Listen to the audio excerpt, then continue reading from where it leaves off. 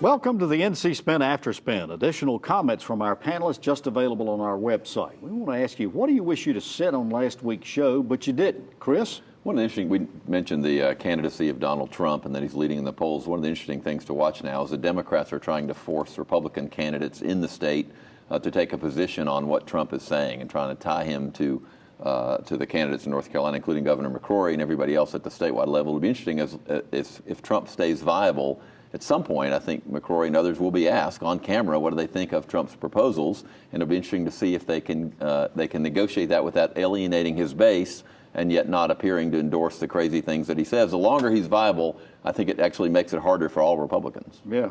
All right. Doug, what do you wish you'd have said? Donald Trump's not getting enough airtime, so let me give him a little bit more.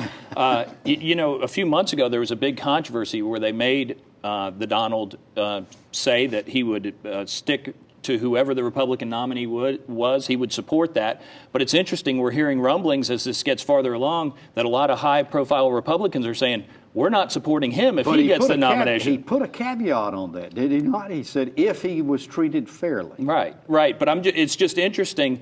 Is somebody going to hold the other Republicans' feet to the fire if the stars line up and he does get the nomination? Are they going to get behind him? I think that's going to be an interesting thing to watch. Interesting point. Peg, what do you wish you'd have said on last week's show? Well, I think I wish I talked a little bit more about how much politics has impacted our judiciary in this state and how much that's undermining the public's confidence. And I think the politics have always been there, but the massive amounts of money that have come in to judicial races in North Carolina is really, really having a bad impact on the perception of the people about the fairness in our courts. John, what do you wish you'd have said on last week's show? Well, I will chime in a little bit more on the presidential race, but not give the con man any more attention.